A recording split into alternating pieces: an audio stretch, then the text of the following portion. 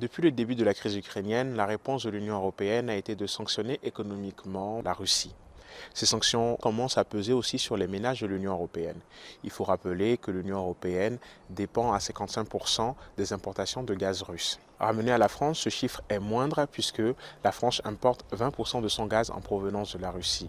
Mais toute flambée du prix du gaz impacte d'autres secteurs comme celui de l'électricité. Dans son discours à la nation de la semaine dernière, Emmanuel Macron a rappelé le fait que la France voulait réduire sa dépendance à l'énergie provenant de la Russie. Déjà en octobre 2021, la France avait requis une gel des prix du gaz pour les particuliers qui devait prendre fin en juin 2022.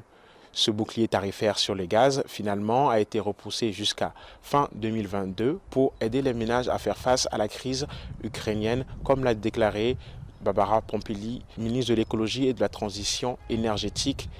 Malgré la gel des prix, la facture ne sera pas indolore pour les contribuables français puisque ces derniers vont voir leur facture énergétique grimper d'au moins 400 euros et aller jusqu'à 2800 euros cette année selon des estimations de nos confrères de l'Institut Crédit Euler Hermès. La question qui se pose est celle de l'après puisque malgré l'aide accordée par l'État, certains secteurs restent durement touchés comme celui de l'agriculture et aussi de la pêche qui ont été déjà touchés durement par la crise sanitaire et qui face à la hausse des prix du gaz et aussi de l'électricité